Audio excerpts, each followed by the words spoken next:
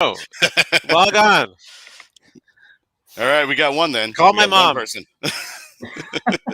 Oh, my Grandma parents are gonna watch, so there's 2, and then my wife probably watch. That's 3. We get a lot of people watching later, to be honest with you, even though some people are really into the live aspect, which I love. I love the fact that people come on and can ask questions and be a part of it and drink along, which is really cool. But we get a lot of people just logging on later, and it's very consistent. So I mean, I was listening on the Spotify podcast. Mm. So I'm that's my thing. I like to when I'm traveling or if I'm going to sleep, I listen to podcasts. So typically beer podcasts and or Joe Rogan is my those are my go-to. Well, I'm glad we can be there when you go to sleep. Rogan. Yeah. I'm glad we can be there when you go to sleep. Appreciate it. That sounds like a really good small batch beer name. And or Joe Rogan. Any style. It works for any style, but maybe a corn lager. Well, it doesn't always work because sometimes I get into the podcast. Thank you. Sometimes I get into the podcast and then I can't go to sleep because I'm like listening. You know what I mean? I'm like, I'm into it. I'm like, yeah, commuting is really good for me on that front. Because what else am I doing? Paying attention to the road? I mean, yeah. One would hope, but I mean, it could be worse. You could be texting while you're driving. So, just put that show on. Yeah. Okay. Beer. Yum. That was an awkward statement. Thanks, guys. Oh, did we leave you hanging? By design? That was great. So, where the hell is Matt? I know. Nobody's made a comment yet. I'm not going to tell you how many people are watching, but nobody's made a comment yet. No. Oh, you guys can see. With the comments, and I think, and you can too by going to this where it says private chat, switching over to comments, and you'll see. Gotcha. Things like that. But then if you're on private chat, I can say things like, "Oh, hey guys, don't do it. You're doing great."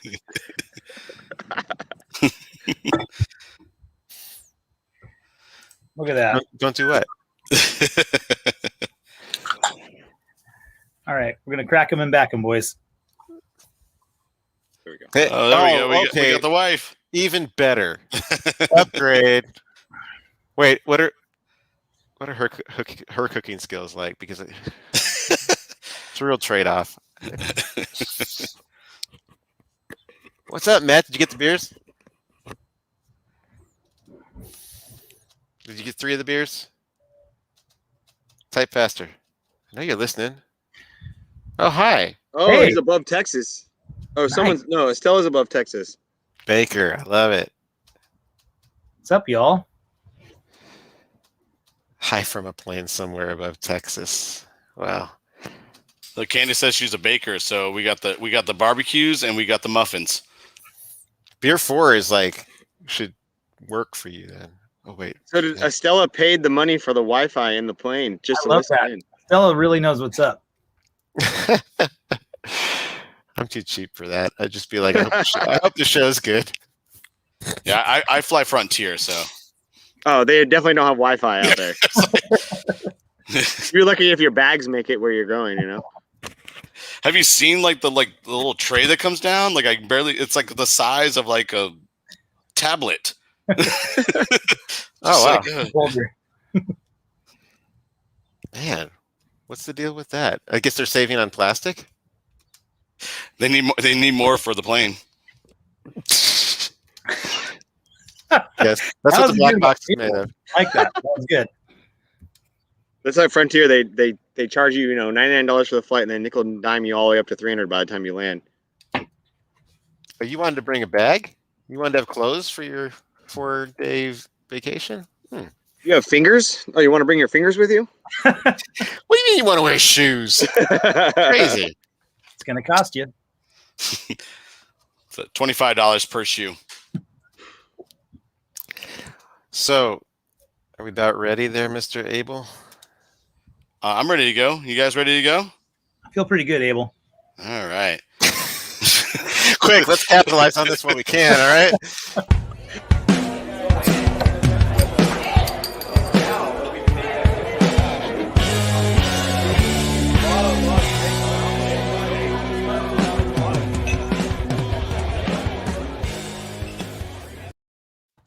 Hey, welcome to the Indie Beer Show.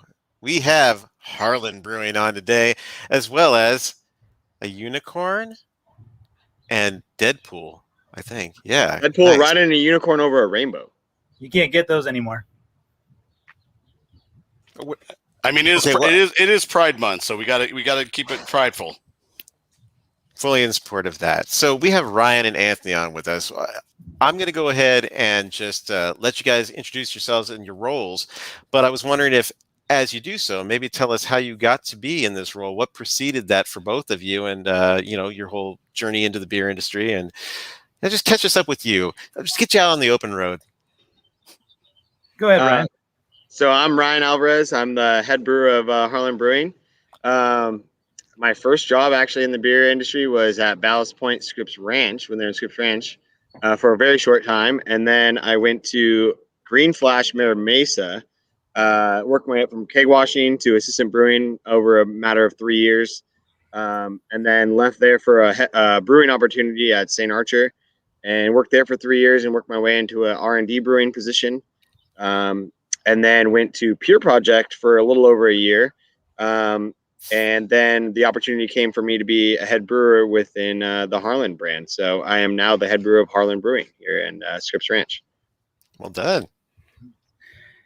I'm Anthony Levis, president and co-founder of Harland Brewing and Scout Distribution, which we'll talk about a little bit too. My intro into beer, I grew up in San Diego, born and raised.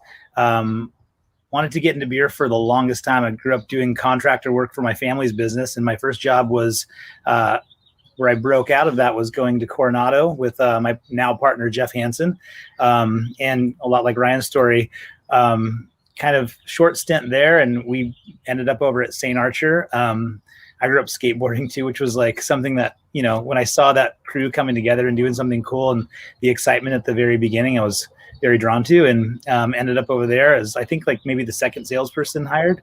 And by the time, the brand was acquired, I was managing about like almost 40% of the total business there. And got together with Jeff Hansen and our former partner Josh and talked about what we're going to do next. And this was it. It was Harland and Scout. So here we are. All right. Well, now we've gotten to know you. Next thing I want to get to know really, really closely is the Japanese lager, the San Diego Beer News award-winning Japanese lager. Ryan, why don't you tell us about this while we enjoy it? Yeah. So the interesting thing actually, as Harland started as a brand, we actually had a Mexican lager, and as our initial kind of lager offering. But I'm guilty of it. I think a lot of brewers, other people are guilty of it. But from my perspective, when I'm going for a craft Mexican lager, I'm going for Modelo. So it ended up not really being, the hugest hit that we thought it would be. And Nick and I, who's our director of brewing operations at the time, at the time though, we had a Japanese lager that we did on the pilot system that we have at Harland. And so we kind of decided to try to create that into a core offering. And so for us, the difference between a normal rice lager and kind of some stuff that we have to offer is that we found some puffed jasmine rice. So we incorporate a good amount of puffed jasmine rice into the base of this beer. So it's toasted rice flakes, Pilsner malt, puffed jasmine rice. And the puffed jasmine rice kind of gives it this like floral characteristic. And then another thing is we actually switched yeast providers. So we were actually going through a yeast provider out of Colorado, and we recently switched to, or actually, I guess like when we kind of started brewing this beer, we switched to one out of Portland called Imperial yeast. And they have one of our favorite lager yeasts. Basically, it's a Czech lager yeast. So it cleans up really fast, really nice, clears up really nice. So we don't have any filters or anything like that. So everything is fine with just, different adjunct, biofine obviously as one, but it just really, we didn't need that 6-week lagering period. We thought, or we've noticed is that it's just really clean in like 3 to 4 weeks. So it cut down on a lot of the lagering time. And then the kind of standout for us is the puffed jasmine rice. It kind of adds these like really cool, it softens the whole mouthfeel, softens the beer, and then gives it these really cool floral characteristics that we love. So this has been a favorite. It was literally an R&D thing that scaled up into now a core beer. So it's like the benefit of having these like, small batch offerings that become popular and then can potentially become something that we offer regularly. So I think it's our top selling beer at our tasting rooms too right now, especially at Scripps Ranch. I think it's Hazy and Japanese lager always fight for number one. So wow, with the summer coming up, that's only gonna that trend will continue. I'd have to think. It's really delicious. It has so much more character than you find with any kind of adjunct lager. And who would have known about puffed rice having kind of a floral characteristic or much to offer at all? I think it's fantastic. Yeah. So the original recipe was just rice, right? It was just toasted rice flakes. And then this was like a new offering from one of the suppliers that we have. And so we just incorporated it into the recipe just to see what it did. And we fell in love. And yeah, it's now that's the recipe. So, well, no, very cool. This is an amazing beer. I mean, for being a 5%er, I mean, I feel like this is kind of like a good way to like get people into the craft beer community. Like somebody that's not really into it, they're a little hesitant against the IPAs because they're too bitter or they're too hoppy. And this is a very good beer that will settle that palate. And I mean, this is a crushable beer. That's all I can say. Thank you. Appreciate that. Familiar flavors, but a tad bit bolder. Which is really enjoyable for someone like me. I'm not really looking for the lawnmower beer, but this has something to offer beyond that. So I am curious though. I mean, what does that say? So actually, it just says so Kenji. This shout out to Kenji. He's one of our brewers. He's actually our lead brewer, but he's Japanese, first generation Japanese American. So we kind of reference everything back to him, but it just means fresh beer. Basically, in Japanese. It says raw beer, which translates raw beer, fresh beer, essentially. Not, it's like everything else. It doesn't necessarily translate exactly, but essentially raw beer, fresh beer, unfiltered beer. Is Kenji's is that one beer that's named for Kenshiro? Kenji yeah, that's on right now. He has a whole series. So Kenshiro is number 4. I don't know. Kenji probably won't want me to tell him the story, but the whole thing is that Kenji's the nicest guy you'll ever meet. And he still is, but when he gets a couple beers in him, he might be he might have an alter ego, and it might be go by Kenshiro. I didn't know this, right? So like the IPA that we have on right now is the double IPA. It's an unfiltered West Coast, and the reason it's called Kenshiro is because it's unfiltered, just like Kenshiro is unfiltered. I love it. And also, it's a double IPA that's served in a larger format because Kenshiro would want you to have it in a larger format. I like Kenshiro. I think I could hang with Kenshiro. Yeah. I love him even more now. It's amazing. So I want to take things back to the beginning, way before Kenshiro. The very beginning, you were telling me about how the three of you, Anthony, you were saying that the three of you were coming up for what are we going to do next? So tell us about how kind of the overall concept for Harland came about. The challenge of making a standout brand in a county just awash with beer, and maybe how the brand has changed over time too. Right. Well, I mean, San Diego, there's so many good beers here. And I think, some of the success we had early on with our former brewery, it was like based on some, core beers that were, we kind of drilled down like the core all the time.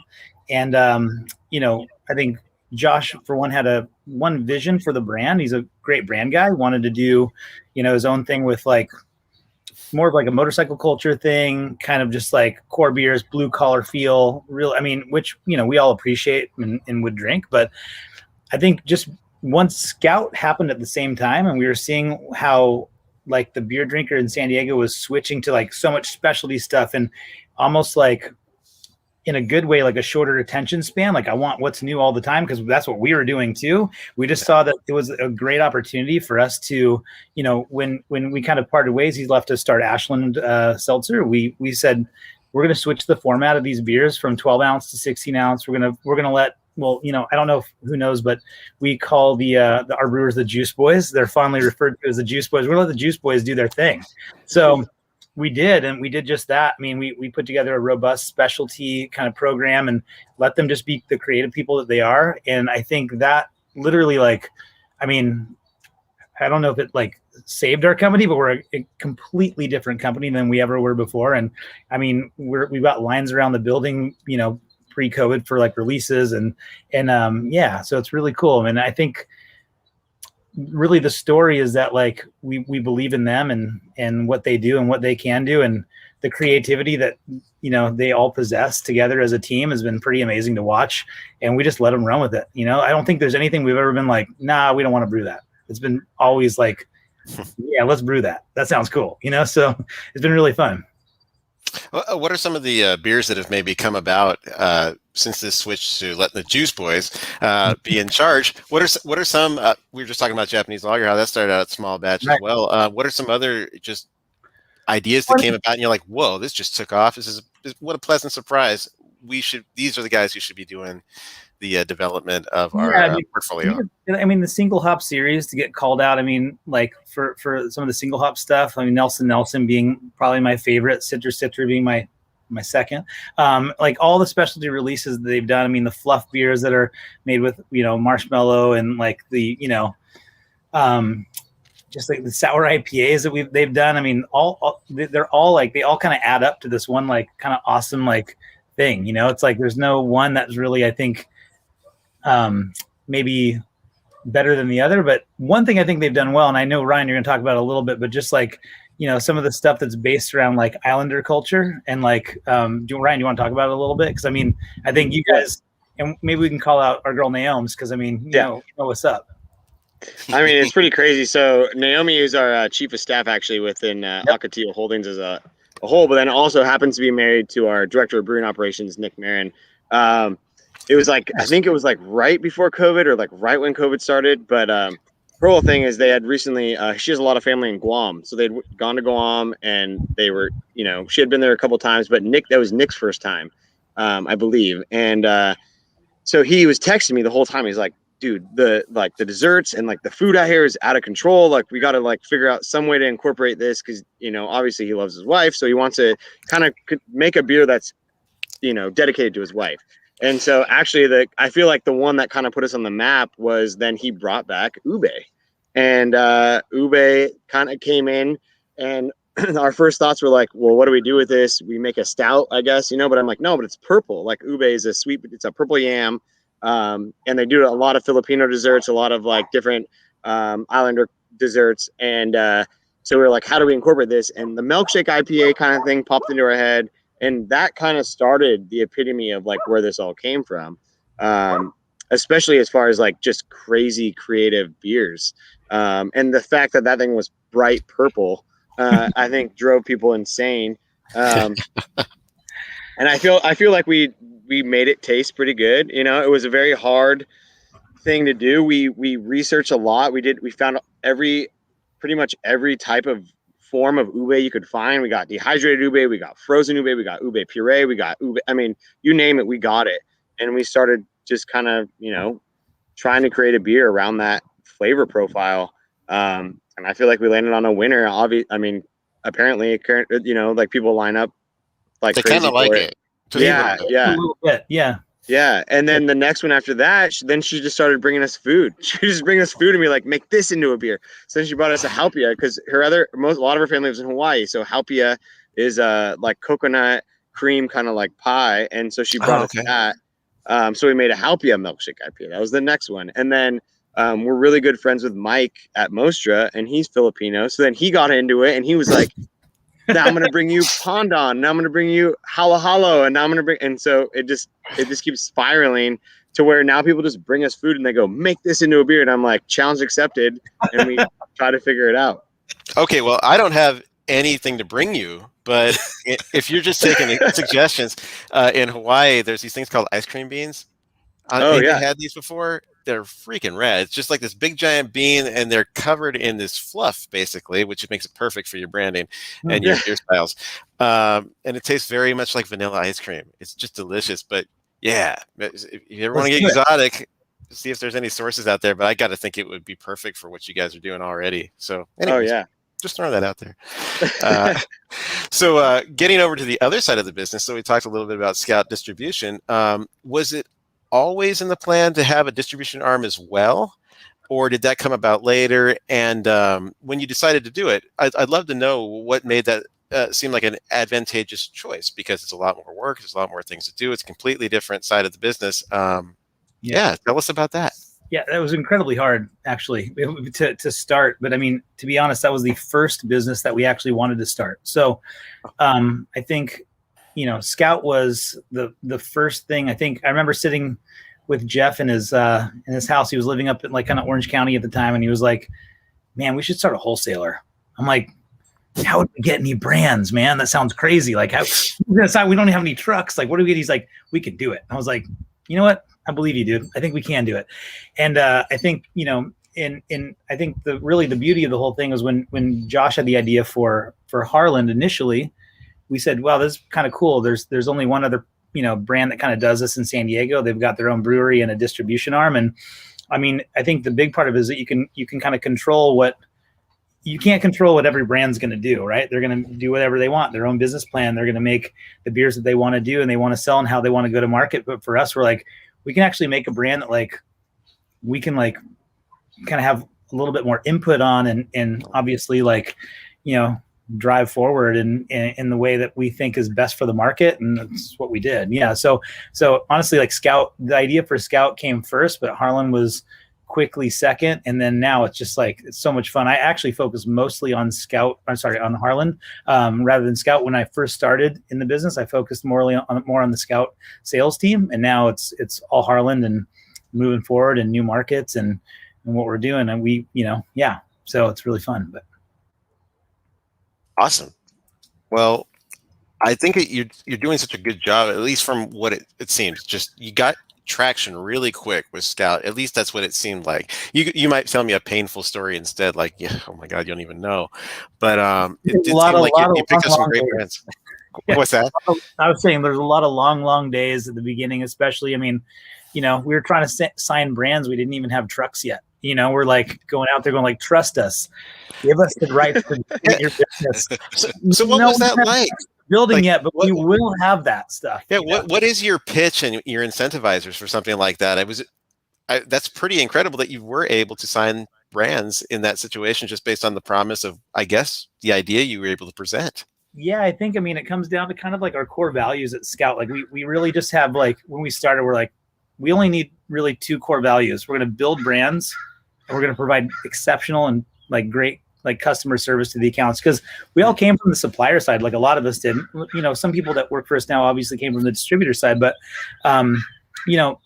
being like a smaller or up emerging brand in like a big distribution house, it can be really challenging. I mean, there's all these bigger brands that are throwing incentive money at these reps and to sell their stuff first and push it first. And so we don't take incentives at Scout. That's something that we don't do. We go, let's build these brands. Let's meet with them. Let's hear them. Let's listen to the store, like what they want to do, how they want to go to market, and let's help them put a plan together. So I think it's kind of like, we help them with everything from like go-to-market strategy, pricing, what they can do from a marketing standpoint to set themselves apart. I mean, we meet with them monthly and we communicate with them daily. But yes, I mean, it's like, we wanted to be different and better, and I think that's what we're succeeding at, I hope. So that's what kind of how we set ourselves aside. Ah, nice. Well, you seem to be picking up some cool clients and partners, so I have to say it's working. All right, Thanks. Watch this. It's time for beer again. Oh boy. Which beer? That beer. Amarillo. Have one of those. All right. Well, I'm about to have one too. So while I, tee this up, Ryan, tell us all about it. So for us, obviously it's called Amarillo Cryo Citra Hazy IPA. So what is some of our beers have names, some of them don't. As you can tell, there's a lot of breweries with a lot of names. It's really hard to find names. And so we decided to just, a lot of our beers are just simple. They are what they are. So this one is a hazy IPA, single IPA. And we have on contract a little bit of Amarillo Cryo being basically just more of the aromatic flavor profile of the hop versus any vegetal matter. So we use a lot of Amarillo Cryo and then some Citra in this. So it's kind of got a little balance of West Coasty / hazy.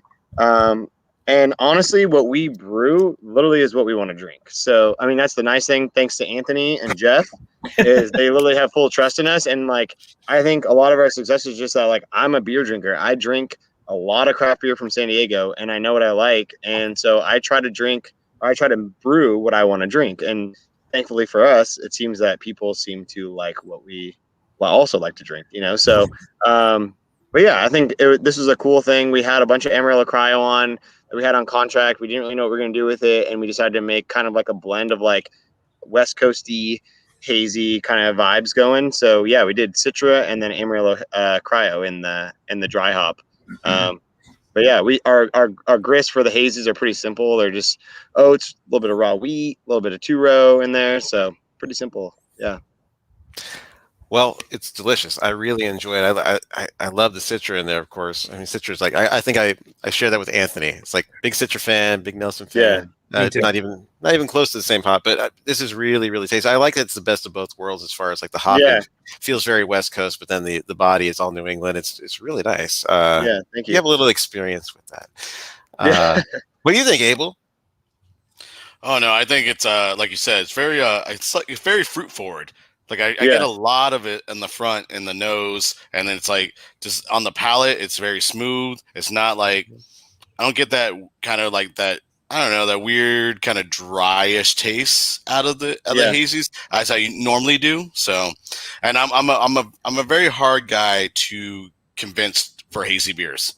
Yeah. So, because I'm an IPA guy. I'm a West Coast IPA. I love the dank. I love the bitterness. And then I go to the opposite spectrum. I'm a huge stout guy. So it's, this is like, it's there. I'll drink it. I'm drinking it now. I appreciate it. Well, there's the vote of confidence if I ever heard one. Well, it's here, and why not? This is why I'm not on Tap Hunter or any other beer apps. I feel like there's a very fine line between those like people who drink hazy IPAs and people who just like it's such a polarizing style, right? Like it's just like you either are a hazy drinker or you're not. There's not really an in between on them, you know. So it's kind of like cilantro. Either you like cilantro or it tastes like soap. Exactly. Yeah. Our brewer Nick Merrill does not like cilantro. He's not. Unfortunately, sorry for him. I feel bad for people who don't like cilantro. Honestly, I use it like lettuce. Me too. I love it. I'm in between. Yeah, I'm in between. Like I like it, but too much is too much. You're the first person I think I've met that is in between on cilantro. I don't taste the soapness or whatever out of it, but I do I'll eat it with tacos or whatever. But then it's like, if it's too much of it, I'm like, oh, get it off. Like that's way too much. It's like salt or anything else, right? It's like salt's good until there's too much. You go, oh crap! I ruined the entire dinner. So again, throw some cilantro in it. Yes, this is a very good beer. I like it. It's good. I did drop it though. I dropped it. So sorry.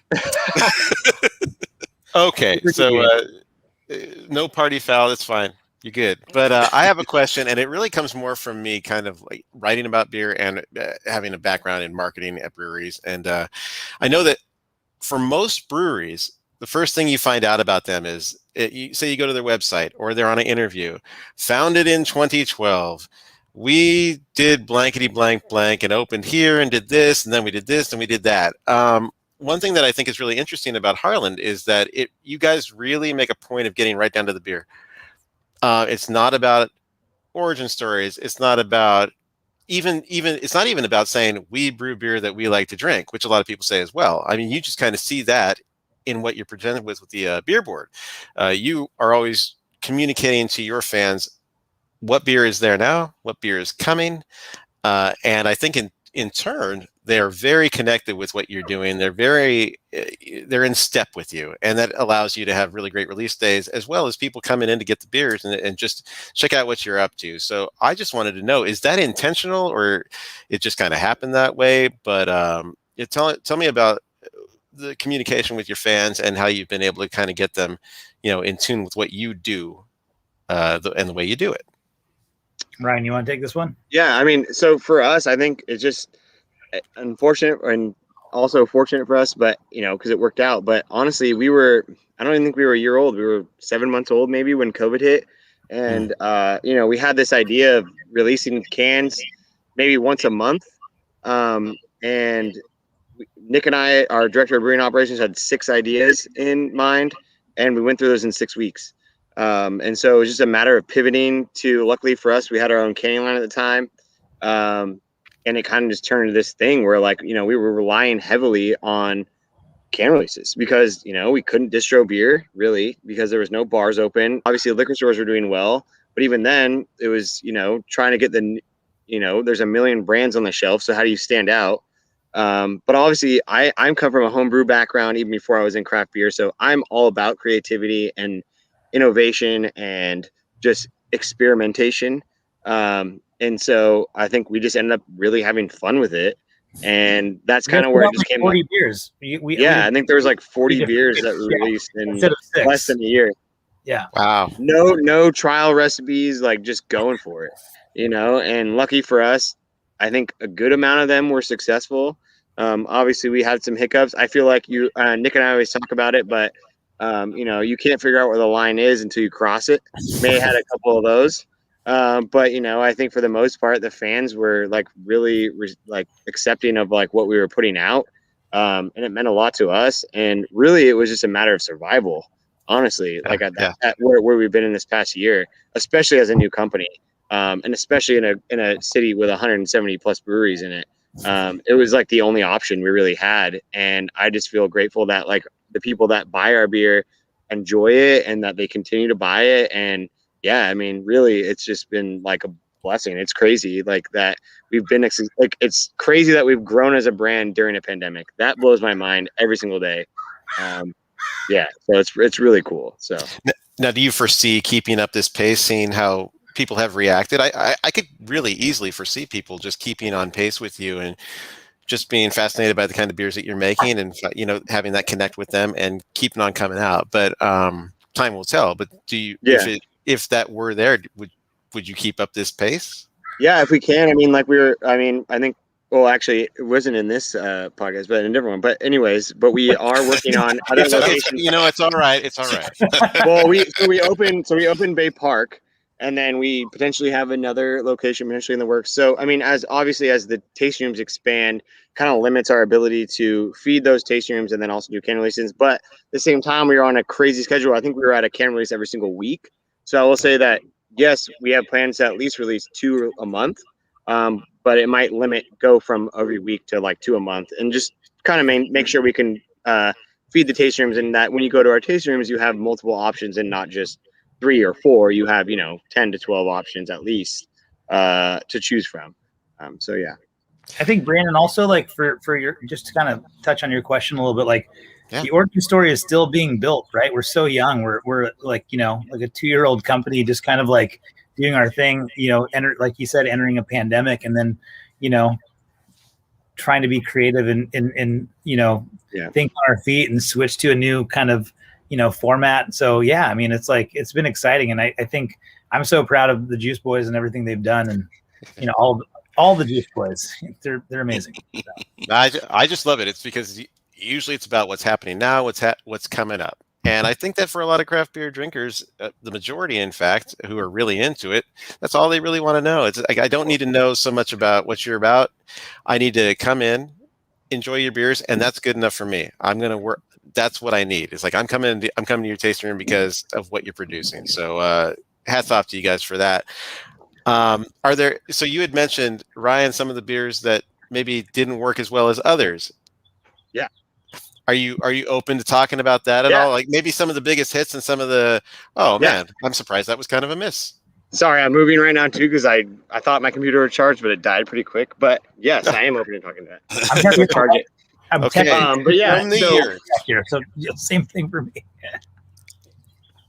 Oh, we might have lost for him. us. There, yes. I feel bad now. I blew it. I'll take a moment to just say that Ryan built the yurt that he's standing in right now, where he lives. That's amazing.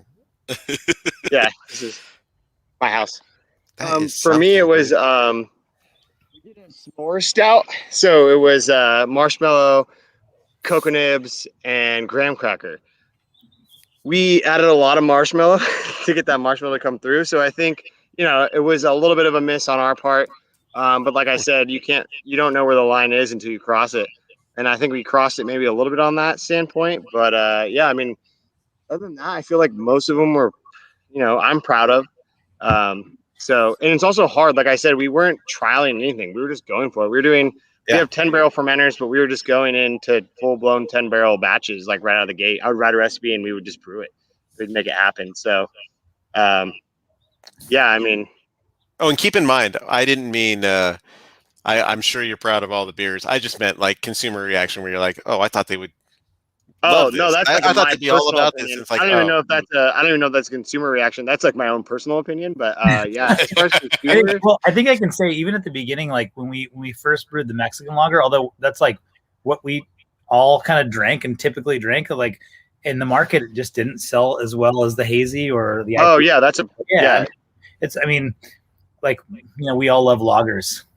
I wish we could make more and more lagers, but IPAs and specialty IPAs. So I know, Abel, I'm right there with you. It was in my opinion, it was a great Mexican lager. It was just like I said, I'm guilty of. I buy Modelo. I want to go get a Modelo if I want a Mexican lager. So fancy. There's no shame in it. so fancy. I mean, their commercials are rad. So if we're looking in the crystal ball for Harland, are there any new beers that are in the pipeline that you can maybe talk about a little bit? Anything that you're excited about from an R&D perspective where you're like, I'm really experimenting here. This could be something, or it could be. We have a crazy one actually coming out. Our first one is it's a collab with a Ben Brewing company called Boss Rambler Brewing, and we're doing our first smoothie-ish style sour beer, but it's basically based off of Blue Hawaiian. So it's actually got coconut, pineapple puree, and blue carousel in it, and it should be very blue. Basically, is what I'm saying is out of that. So are you gonna call it the blue suede shoes? It's called Chiller, like chill apostrophe R Blue Hawaiian. So it's like chiller, like, like you're chilling, like and more Blue Hawaiian. Even more chill. Is it like even more chill, or is like you're chilling? Chiller. Exactly. But what if someone makes chillest? Then what are we gonna do? Then you call it and/or Joe Rogan. No, that's good. Right. Cool. Well, that sounds really exciting. That between that and the ice cream bean fluff beer, I think that sounds like you got a lot of good stuff coming up. Speaking of beer, let's move on to beer number 3. I brought out a special glass for this. We're doing Nelson ! Nelson !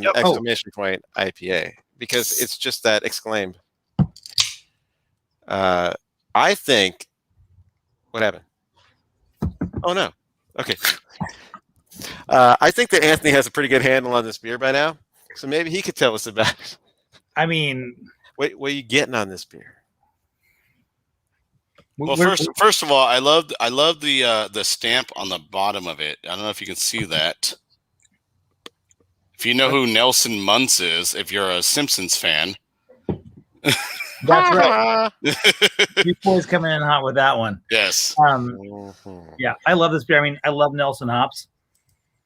I mean, yeah, you can tell. Yeah, single hop. I mean, this beer is incredible. I mean, I know. Looks like Ryan's having some trouble reconnecting here, but maybe his computer died. I don't know. No. He lives in a yurt. What can I say? Sorry, I went to go get the beer. Sorry.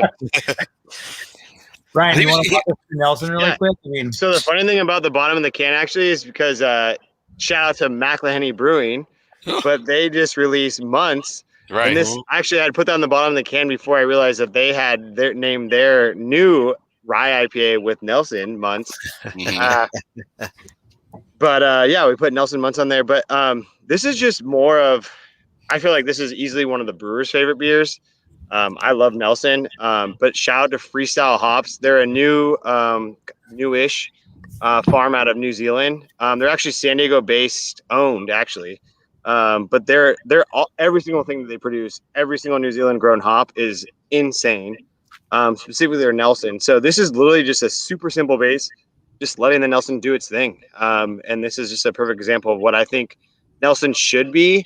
And not to toot my own horn or our own horn, but Pat McIlhenny himself came down all the way from Alpine, drove down just to try this beer and gave us a shout out about how he thought this was a really great representation of what Nelson is and should be. So I'm pretty proud about that. That feels more than any award. I think Pat himself coming down and liking our beer is pretty awesome. So I think it's phenomenal. I mean, I've had a lot of Nelson beers in my day. I mean, I used to work at Society, so Pupil's always something I really enjoy. But this is just such a great expression, and it's so drinkable. I mean, sometimes you get like way too much petrol, or maybe like this whole like gooseberry wine grape type thing going on. But it's like you experience all of these things in concert, but none of them take over. So these must have been just like you're saying, like freestyle. It was just really good quality hops that you were working with in the first place, because it's delicious, and the base for it is just so drinkable and nice, and like you said, lets it shine. I think that goes back into too is we hand select all of our Nelson hops, and so when I'm looking at Nelson hops, when we're doing the rubs on these hops, I mean, my first exposure to Nelson was Alpine Nelson, so that's what I'm looking for from my Nelson is those exact, like aromas and aromatics coming out of the hops. So that's kind of what we selected for this, and I think it really shows in the beer. Sorry, my dog. It's jumping out of the glass as far as the bouquet. It's just really delicious. Oh. Good beer. So I'm very curious because on the back it says single hop series. Is there is there going to be like a different series with other hops on this kind of aspect or? So we've come out with a few. So we did Citra, Nelson, Mosaic, Raquel. So yeah, Raquel, Nelson being the Southern Hemisphere ones, and then we did Mosaic and So typically they're all West Coast. I think Raquel was hazy, but it was a little bit hazy. Yeah. A little hazy. Yeah. Moving forward, we're going to be mostly West Coast on these, which Abel, I know you'll like, because I know you like West Coast, but that's what's you know me so well now. I mean, I think we just became according to the thing in the corner, we only know each other for 41 minutes. Dude, Jeff Hansen, our co-founders, he's jumping in here on the comments. I noticed that. Juice Boys. Juice Boys. What's up, Jeff? I don't know if you can hear us, but we love you, buddy. Also, I like the cilantro beer suggestion. Love or hate. Yeah, I'm a little indifferent on that one. Also, hashtag your Wi-Fi is a good one. Your Wi-Fi is a good name for sure. Honestly, I will say that I'm going to switch to I might have to switch my computer was fully charged when we started this, and I don't know how, but I guess just because the camera died, so I might switch over. It's the dog barking in the background that takes over the battery. Yeah, probably. He just keeps on unplugging it for you, All right, so one of the games we like to play on this show is called What You Dranked. So you can talk about not what you drank here on the show, but what you drank before you came on the show.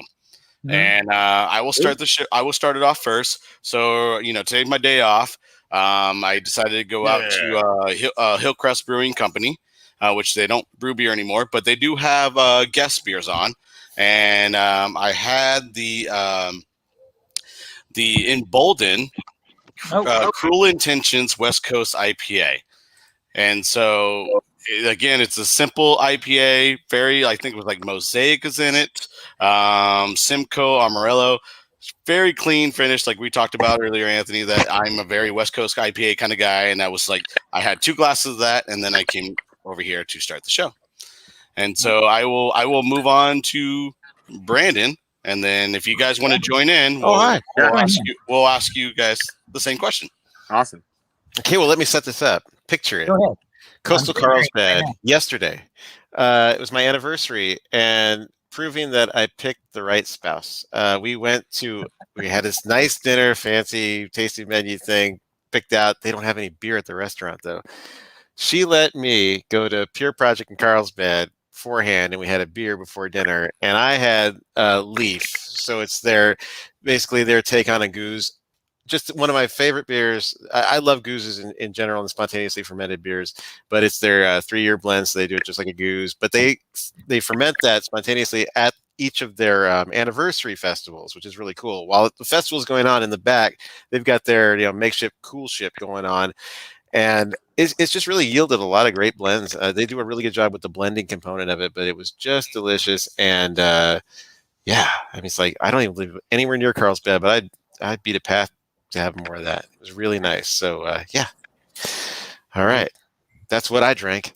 Were you saying dranked before? Because I really like that. I think we should change it to what you drunked. What you drunked. Like today I've drunk a couple things. I mean, I've drunk a thing or two today. So I mean, so typically, you know, I'll be sitting in the office, and then one of my coworkers, right around like 4:30, will just text me an emoji of a whale, and then with a question mark, and I'm like, yeah, I'm there. The Juice Boys have made India Pale Whale, which is like mosaic cry hopped IPA, West Coast style. Probably my favorite beer we've ever made. I mean, besides Nelson, which is my ultimate. But yeah, so we do daily whales and recaps. We recap the day, guys. We're still working. So if you see us out there, we're working, but we're doing it our way, you know. So really fun. Yeah, so India Pale Whale is probably my daily drinker. And did I have one today? The answer is yes, I did. I mean, we got a Scripps interview. Also, yes. Great can artwork, by the way. I like that it's so simple, but it's so cool. You just really like take that pun and go with it. It's got to look good on a shelf, I think. It was funny because we've never done like a punny kind of like label, but then I don't know. I was talking with our designer, and I was like, let's do something like this. And I sent him a picture of an old drawing of a whale. I was like, something in this realm, and he's like, I think I can work with that, and he made it, and I think it looks great. So. Yeah, and then we do like the little gold outlines on the cans, which I think also kind of like add to it. So, yeah, I'm glad you like it. Ryan, what you drinking? So first of all, shout out to Brandon because Leaf is like one of my favorite beers. I was at Pure Project. I was at Pure Project for about a year. He gets it. Before I came to Harland. But shout out to Jensen and Winslow. That's like Winslow's baby right there. But that beer is by far one of my favorite. Especially like a method traditional like style goose within San Diego. I think it's a really good representation of what that style is, especially coming out of San Diego and like the terroir that they get from just, you know, doing those open ferments. But I would say the last beer, when I'm trying to think what I bought, like I said, I buy a lot of Virgin. There's been a lot of, I would say that there's actually, no offense to San Diego, but there's been, through the pandemic, there's been a lot of really cool beer getting shipped down to San Diego from out of state.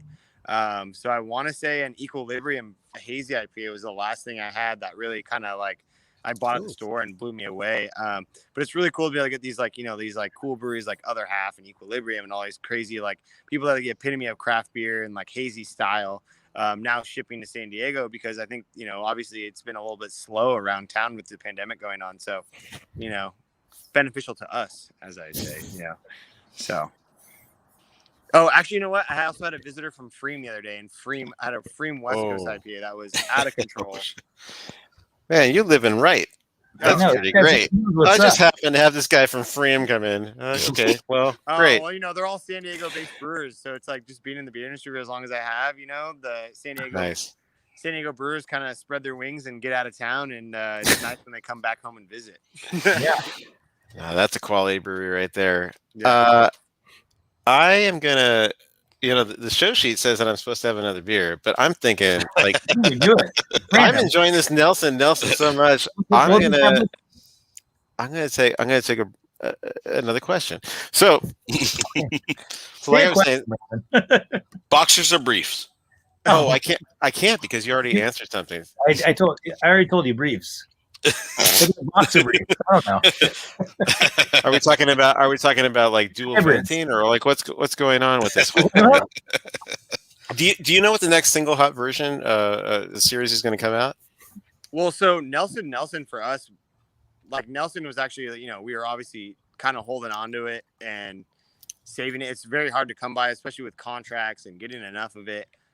So right now for us is we've kind of been too careful and we've realized we have a lot of Nelson. So we love the beer. So it's going to be not a core beer, but it'll be fairly regular, fairly like readily available. Oh, wow. For right now. I mean, for the foreseeable future as it is, we are kind of very cautious with our Nelson usage this year. So we are lucky enough to have enough to keep producing it. So yeah, I mean, this is the second batch this season. We have another one already in tank right now. So yeah, awesome. I mean, we're kind of just going with it. I think Raquel will make a return here pretty soon after that, which is another New Zealand hop, a little bit less known. But yeah, right now I think it's Raquel, Nelson, and then Raquel will probably be next. So wow. Well, I will tell you, to me, it's like a run, don't walk kind of beer. If you're hearing us just talking about it, and how much we like it, I would just stamp of approval 3 times. Go get it because it's really delicious. What does Abel think? I want to know what Abel thinks. Abel, what do you think, buddy? No, it's here. It's here. No, I'm just kidding.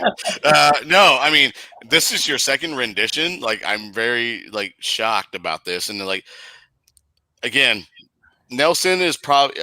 You have hit the mark because Nelson is one of my favorite hops. It's Nelson, Citra, and Mosaic. Those are my top 3 hops. And so it's like I mean, if we were the Padre game right now and Manny Machado was the plate or Tatis and they just, over the fence, you did it. Nice. There you go. So that's good because those are 3 of probably 4 of the single hop series that we do. So yeah. No, I mean, and again, I drink a lot of beer. I work at a brewery too, and so I feel a little bad right now that I have not been to you guys' brewery and had this beer before. Like you said, you had other series, and it's like, again, you're 2 years old, so I need to make that run. I need to go there. Yeah, and that's my fault. Just let us know when you're there. We'll take care of you, buddy. All right. I'll be the guy with the unicorn shirt on. So all you can drink special. Come on down. Are you gonna ever have a strata?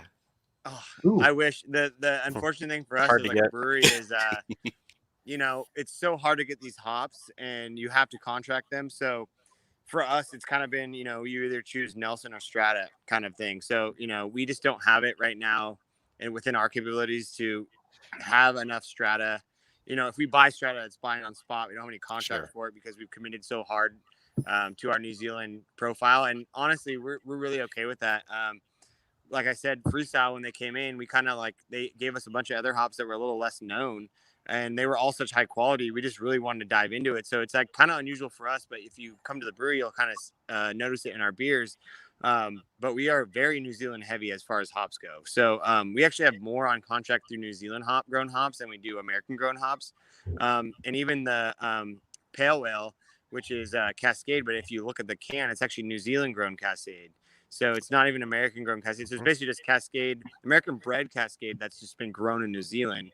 And it's no offense to any of the Cascade growers in the United States, but it's out of control. It's insane. So we've just gone very heavy on the New Zealand hops. So unfortunately for us, not too much strata going into the pipeline, but we're okay with that because we love the Nelson and we love the New Zealand hops that we've been getting. So. Oh, absolutely. Are there any New Zealand hops that are newer varietals that you're a little less known and up and coming that you've been impressed with from Freestyle? Yeah, so I mean, for us, like I said, I don't know, they're not really experimental. They're more just kind of I think a lot of what they've been doing is taking these American grown hops and just putting them in New Zealand soil, and the difference is pretty dramatic. And then just some other hops that you've seen from other farms in New Zealand, but then they kind of shine a little bit more through Freestyle. Their Southern Cross is ridiculous. I mean, honestly, everything they make is. I mean, that was why we went so heavy. Is that I think when we first started the brewery, they sent us a sample of everything they had, and there wasn't anything that we smelt or rubbed through as far as hops go that wasn't impressive.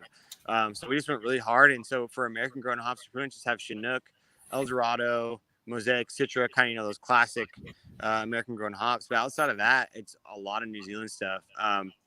Jim, who's our rep through Freestyle, has gotten us some samples of some experimental stuff, and everything's been really cool. But I mean, we're just really focusing on this Nelson right now. The Nelson is, I mean, I told Pat when he came in, he said he hadn't had a Nelson beer that he reminded him of their Nelson from Alpine in a long time. And I said, I don't think that has anything to do with us. Honestly, no offense to us, but I think it's really 100% the hop growers. I think Nelson, it gains traction and growers start growing just for the sake of growing these varietals. And I think Freestyle has put a big investment into making Nelson what it should be and what it is. And so we've seen a lot from Freestyle as far as these hop varietals, and then true to style as far as the varietals go.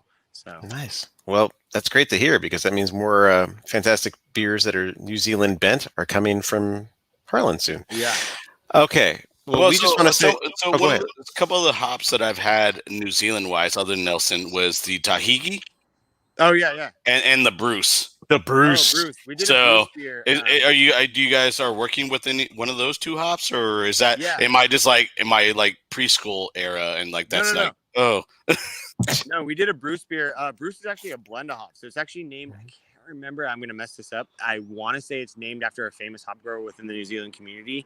I thought it was the shark from Finding Nemo. Sorry. Sounds cool. I know that shark. I thought. Sorry, just saying.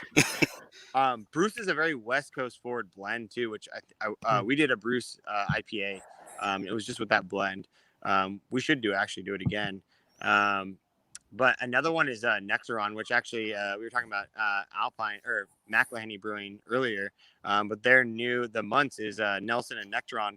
And to me, Nectaron is like it's kind of similar to a Nelson, but juicy. So like if you're looking for that hazy fit for a hop, like Nelson kind of lean more West Coast.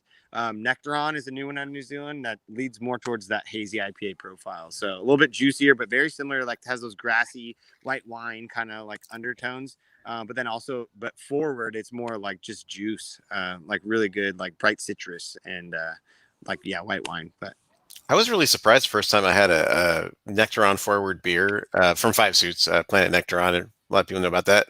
Another San Diego Beer News Award winner. But in all seriousness, you think it's going to be like all stone fruit, right? Because it's called Nectaron. And then you get all of these nuances, much like Nelson, like what you're saying. And it's really like, whoa, let me reset my mind for what I was expecting. And then you really appreciate how much it's got going on in there. It's really cool. Well, cool. I want to say thank you very much for letting us have one of your Seeker beers to try on the show. Seeker. Try that now, or what are we doing? Oh, we're doing SDN now. It's time. It's time. Please tell us about this 11% beer, how it came to be, and how you incorporate the kind of ingredient of the moment, marshmallows. Yeah. So we have a beer club. They go by the name of Seekers, the Harland Seekers. And the whole goal with the club was to really get them involved with everything we do. And so with COVID, we weren't able to do that. And recently, as things were opening back up, we always brew basically a base stout that we throw into barrels. So we kind of rotate the barrels, but we brew it pretty frequently. And so one of our ideas was to get the Seekers in, since we haven't been able to do these events that we wanted to. Was basically we allowed them to vote on what went into the beer. And then also invite them into the brewery when we were actually treating the beer with these adjuncts that they voted on. So the two adjuncts they voted on were marshmallow and coconut. So we invited them into the brewery and we treated this beer before it went into barrels. So the base beer went into barrels. So they saw that. And then we also treated the fresh stout, which is what you guys are consuming right now. And that was with marshmallow and coconut. So yeah. To me, it's more kind of that like melted Mounds bar kind of aspect. The marshmallow kind of just lends to a sweetness within the beer. But yeah. Wow. So marshmallows, they make it into a lot of beers these days. Are there different types of marshmallows? Yeah. Please tell me more about this because I'm fascinated by this ingredient. Like 2 years ago or a year ago, and a year and a half, maybe it was like banana was kind of the thing. And now marshmallow is like so predominant. And why not? Pastry stout world we're living in, it's perfect. So maybe just tell us a little bit about that ingredient sourcing, selecting. So we do the fluff series, which is marshmallow fluff, which is kind of like your nostalgic, you're kind of scooping it out. It's not even a marshmallow form. It's just like a cream kind of thing.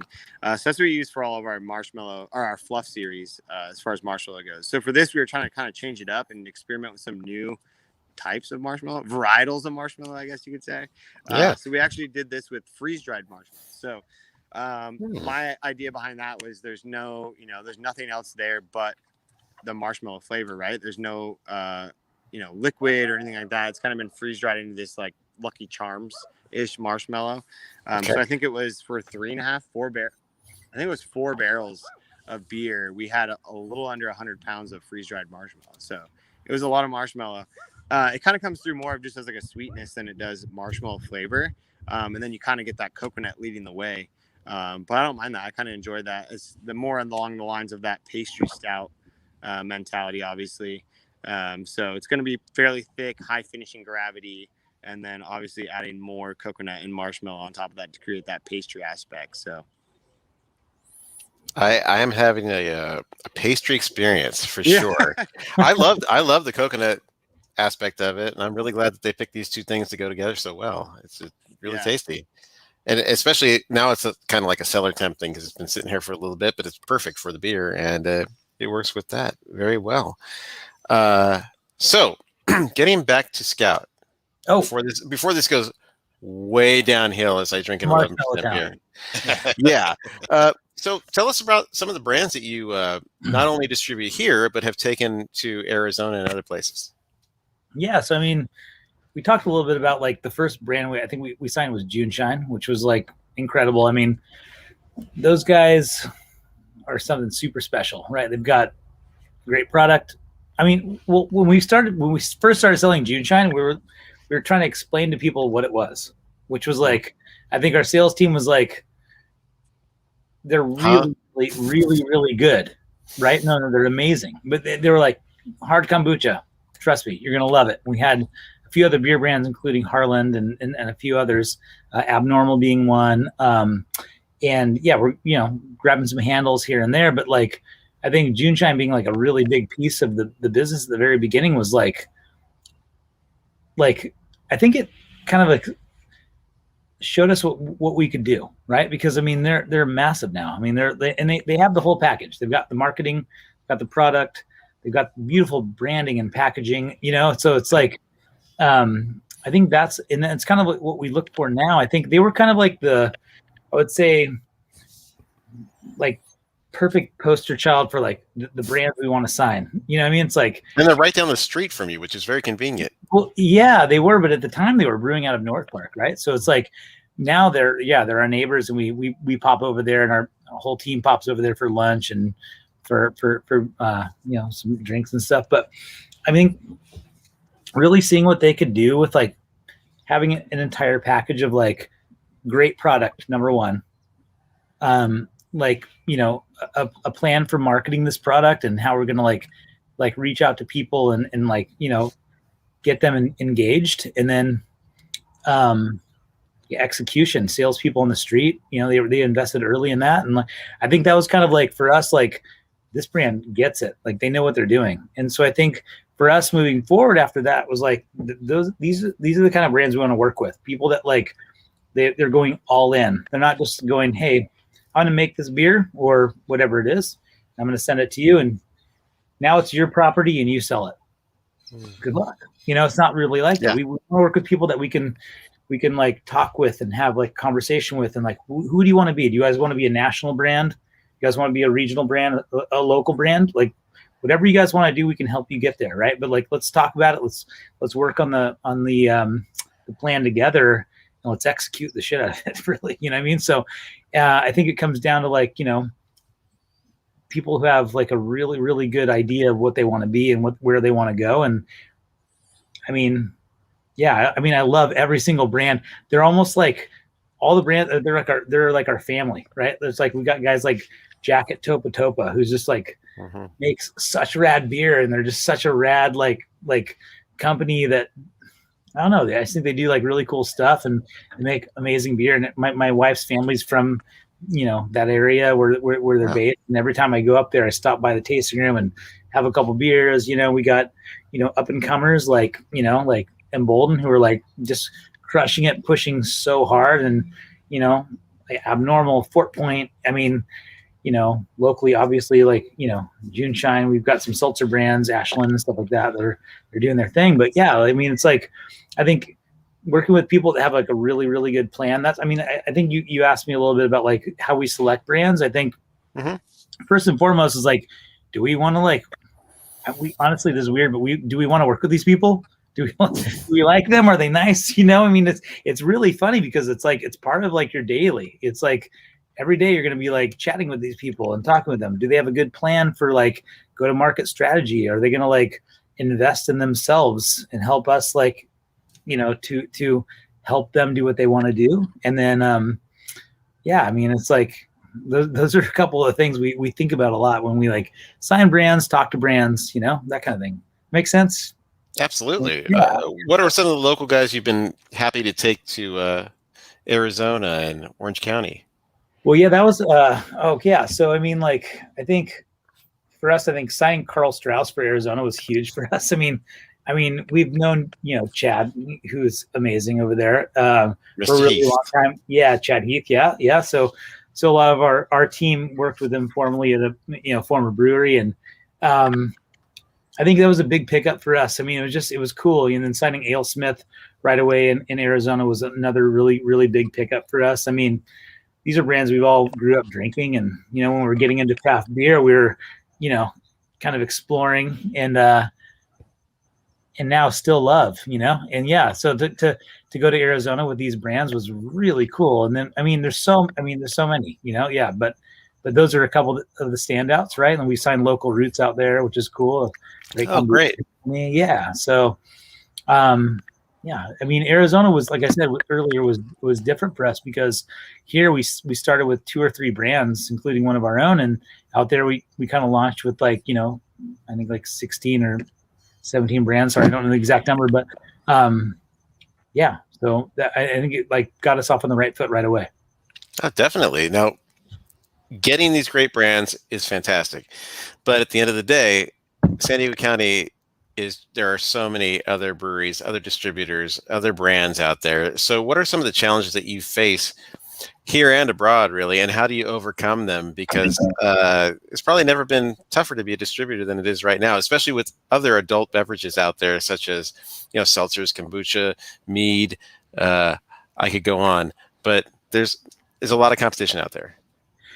Oh, it's so true. Yeah, there's a lot of options for brands out there. I think for us, we just try to be like the best option for people, right? Like, so I think when we meet with a brand, especially someone that we want to work with, and and we talk to them about who we are and what we want to do, right? So it's like kind of like the answer kind of like jumps off the last question, right? It's like, we want to help you grow the way you want to grow, and we want to help you be what you want to be. Like, you're a brand, like we work with a lot of emerging brands, some in emerging categories, some brand new breweries or whatever they might be. And for us, it's like, where do you see yourself in the next, like, we want to plan out with you guys and get you guys to a spot, right? So, it's not as much of a challenge as it is like planning, really. It's like, let's see where you want to go and what you want to be. And then let's help us put together a plan together let's put together a plan that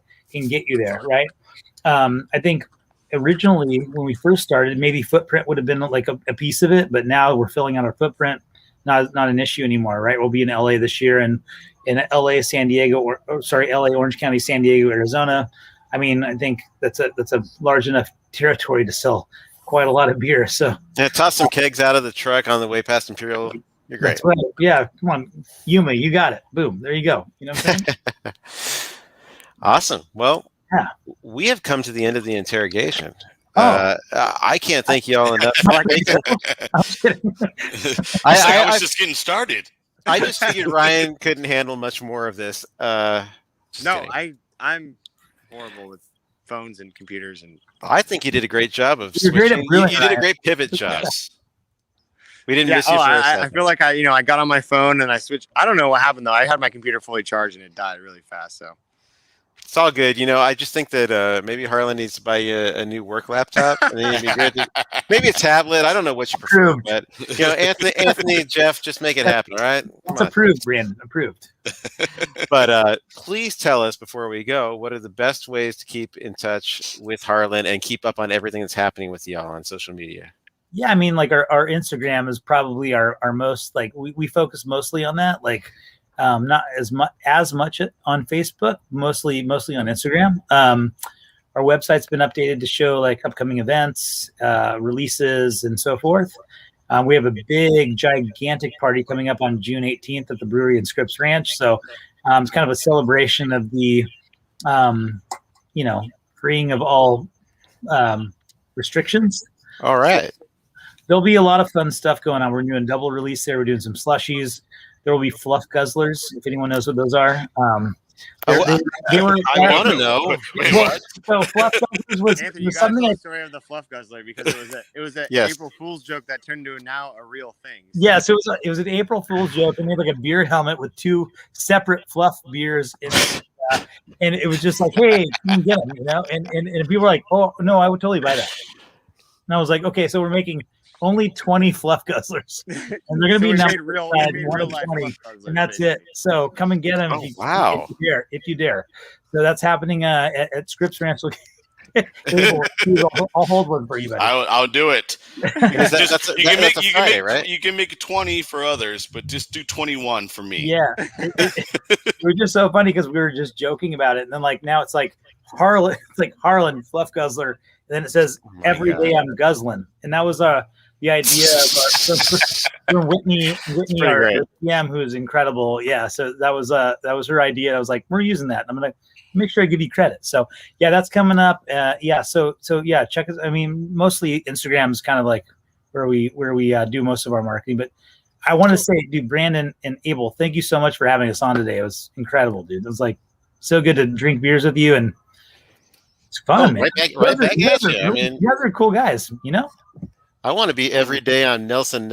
I mean, Jesus Christ, it's so good. But no, thank you for making the time. It's always great to have passionate people on the program. And do you want to stick around while we thank our patrons and run down a couple things? Oh, let's do that. Yeah. All right, let's do it. This is where I turn the show over to Abel and say, hit it. Hit it, Abel.